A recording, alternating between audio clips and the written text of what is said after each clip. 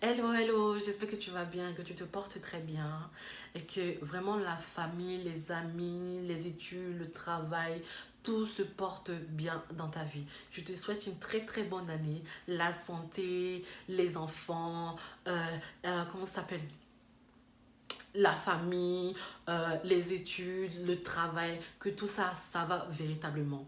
En tout cas, que la paix t'accompagne cette année, que la grâce de Dieu t'accompagne, qu'il te surabonde encore chaque jour comme il le fait véritablement. Et rend toujours grâce, gloire à Dieu pour ce qu'il fait dans ta vie. Même si les moments souvent peuvent être difficiles, mais continue à rendre grâce à Dieu. Si Dieu a permis que tu puisses arriver cette année en 2019, c'est pas pour rien. C'est qu'il a encore des projets pour toi. Ok?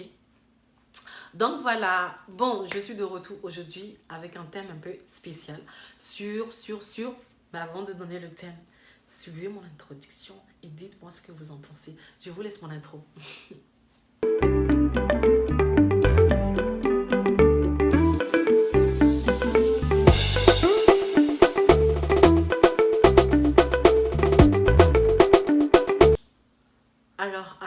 Aujourd'hui, le thème et le sujet du jour aujourd'hui est sur la foi qui déplace les montagnes. Et j'aimerais véritablement t'inviter à être un homme et une femme de foi. Parce que sans la foi, en fait, nul n'est agréable à Dieu. Personne n'est agréable à Dieu. La foi est tout simplement un oxygène pour un chrétien. Souvent, on dit que la foi, en fait, la foi est tellement grand que, en fait, on a véritablement du mal à dire c'est quoi la foi. On dit souvent que la foi est une monnaie, on dit souvent que la foi est quelque chose, on dit souvent que la foi est quelqu'un, on dit souvent que la foi est une substance, on dit souvent que la foi est la vie d'un chrétien, on dit souvent que la foi est, comme dit la parole dans Hébreu 11 plutôt, verset 1, que la foi est une ferme assurance des choses qu'on espère. Mais c'est quoi véritablement la foi? Je veux simplement vous donner le passage de Hébreu 11, verset 1. La foi est tout simplement une ferme assurant des choses qu'on espère et une démonstration de celles qu'on ne connaît pas. Mais euh, j'ai fait un peu mes recherches sur Internet et je voulais savoir véritablement c'était quoi une substance. Et quand j'ai tapé sur Internet, on dit que une substance est une matière qu'on travaille. Et cette matière, à force de la travailler, elle se forme en fait. Donc, quand j'ai vu ça, en fait, ça m'a véritablement interpellée parce que la foi aussi est quelque chose qu'on travaille.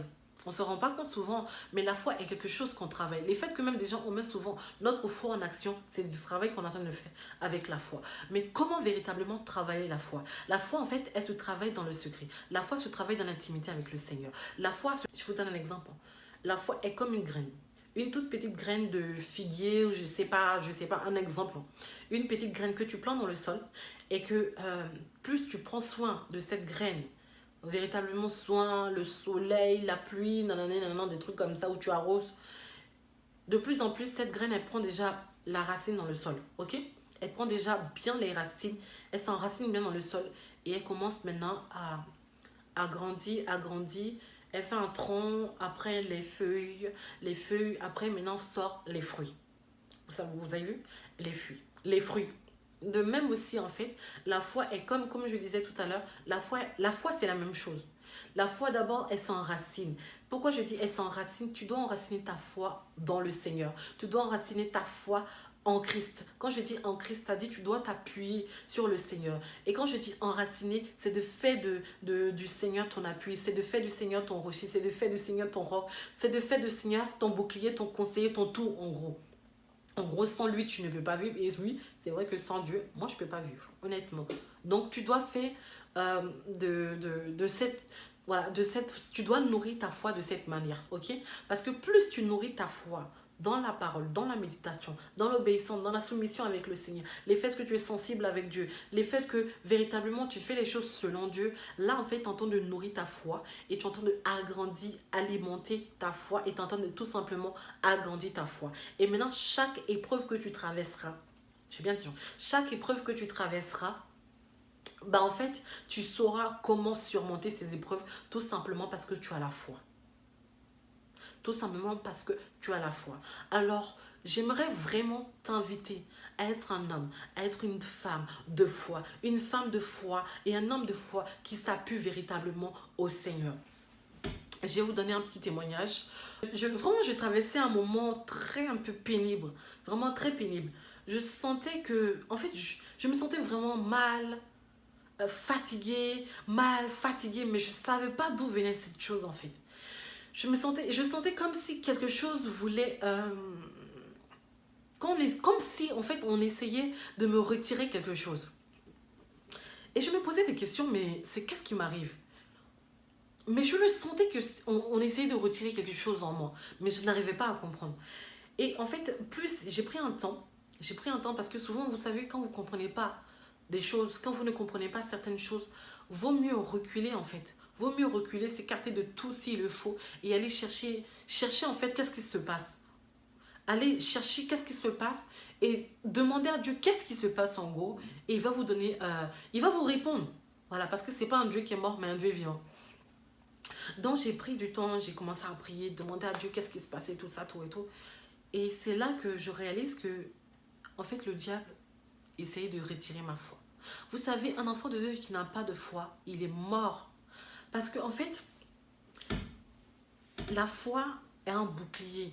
En fait, quand tu n'as pas la foi, tu es comme libre pour le monde spirituel. C'est comme, j'ai dit pour le monde spirituel. En fait, c'est comme si tu n'as pas de protection. Donc, tu es libre, tu es accessible au diable. Il peut faire de toi ce qu'il veut parce que tout simplement, les portes ne sont pas fermées. Je vais donner un exemple. Une personne qui a la foi est tout simplement comme s'il est dans une pièce. La porte est fermée parce qu'il a la foi, il est protégé par Dieu.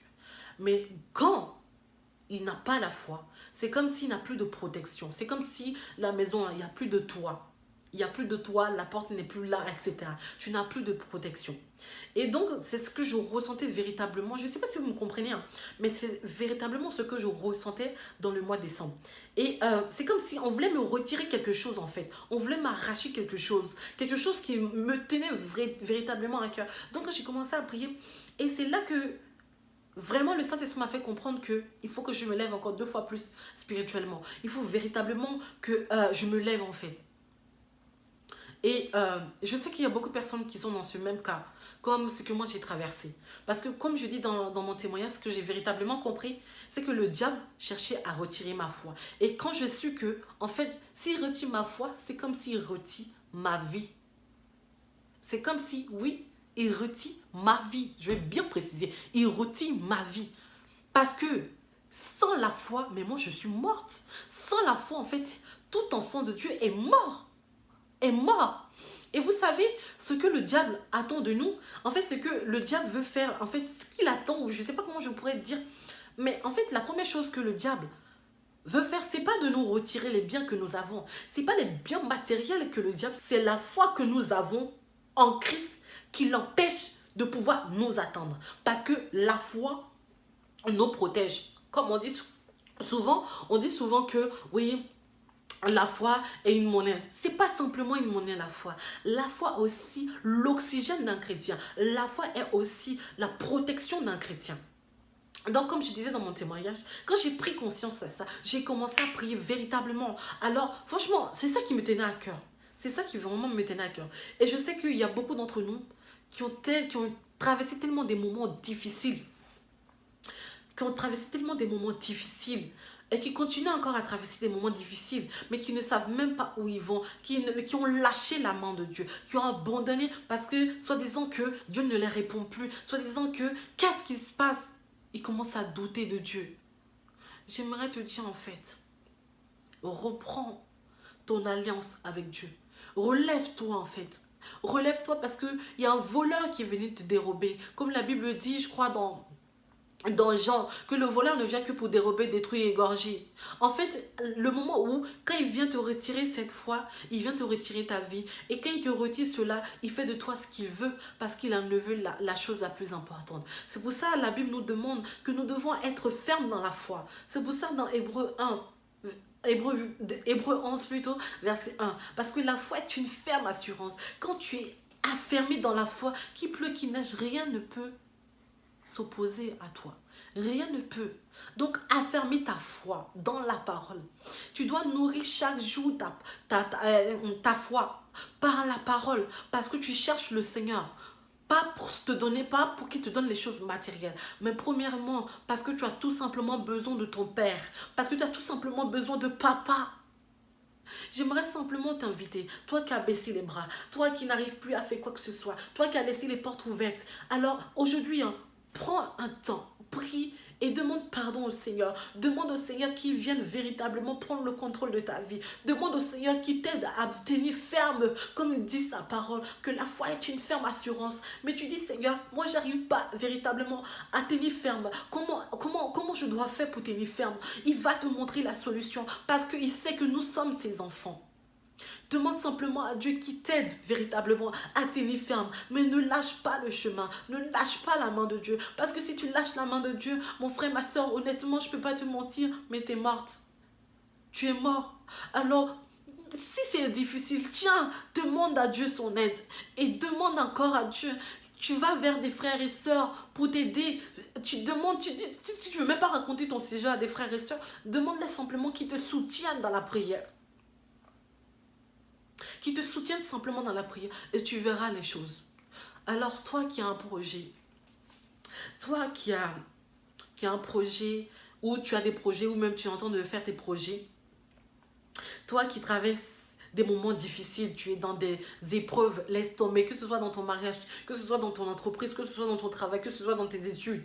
Vraiment, et je m'appuie aussi pour tous les jeunes qui vont, parce que je sais que dans ces temps-ci, c'est véritablement ça que je rencontre. Ceux qui ont vraiment des difficultés par rapport à les études, ils ne comprennent plus rien. Il y a l'année passée, tout allait et subitement, les choses, je ne comprends pas. Garde la foi, reprends. Je vous conseille, faites comme moi. Faites comme moi. Bon, après, moi, c'est mon avis. Mais quand les choses, souvent, c'est bloqué, tu ne comprends pas, prends du temps. Recule et va demander à Dieu qu'est-ce qui se passe. Ne sois pas un chrétien incrédule qui reste là malgré que tu vois la situation est difficile, mais malgré que tu vois que la situation ne change pas, mais tu acceptes ta situation. Ne laisse pas la réalité bouffer, en fait, ne laisse pas la réalité tuer la vérité qui est en toi.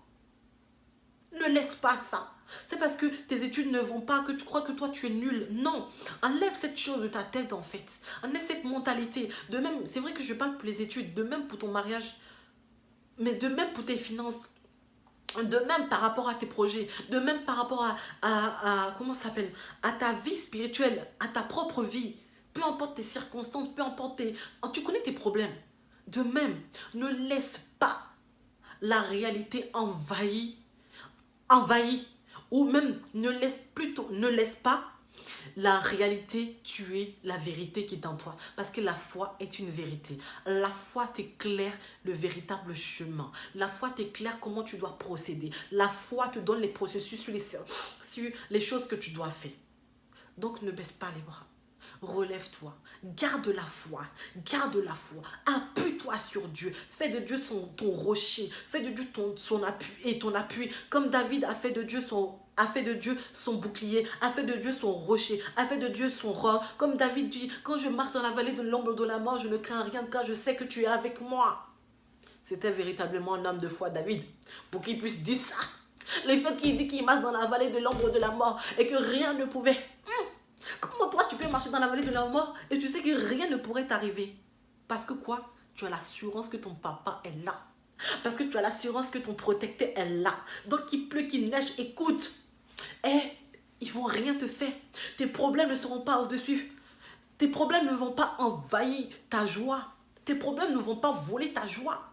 Aie confiance en Dieu. Dépose ta foi en Jésus-Christ de Nazareth. Et quand tu poseras cette foi en Jésus-Christ de Nazareth, qu'il pleut, qu'il neige, les choses ne changeront pas. Je donne un conseil. Souvent, vous savez, les choses qui nous tuent souvent, c'est que quand on passe des moments d'épreuve, on passe des moments difficiles, on voit que notre problème est plus grand que Dieu. Quand souvent tu te focalises trop sur ton problème et tu ne te focalises pas sur la personne de Dieu, sur la personne de Christ en fait. Tu ne te focalises pas sur Christ, tu ne le cherches pas lui et que tu vois que ton problème t'envahit. C'est vrai que c'est difficile. Mais le fait que simplement tu penses à ton problème, tu ne sais pas comment faire, etc. Mais tu fais que penser à ton problème. Écoute, ton problème ne pourra pas changer. Parce qu'en fait, d'après toi, tu penses trouver la solution en pensant à ton problème. Mais si tu ignores ton problème, c'est vrai, c'est bête de dire ça, mais si tu ignores ton problème et que tu t'appuies sur Dieu, en fait, ton problème là, ça va vraiment disparaître. Donc, ne vois pas ton problème plus grand que ton Dieu, mais démontre à ton problème que ton Dieu est plus grand que ton problème. Et tu verras que peu importe les circonstances, tu peux arriver. Tu peux arriver. Donc, tu es un Dieu. N'oublie pas ça. Donc, mets ta foi en action. Alors, même si souvent la situation peut être difficile, même si souvent la situation peut être difficile et que même souvent tu as pu demander à Dieu, les choses n'arrivent pas. Ne te décourage pas. Réclame encore à Dieu. Réclame encore. Parce que souvent, Dieu nous teste pour voir si on est capable en fait encore.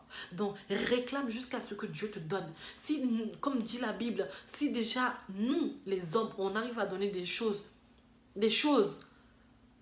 on arrive déjà à donner des bonnes choses en fait à nos enfants. Pourquoi pas lui-même qui nous est créé en fait?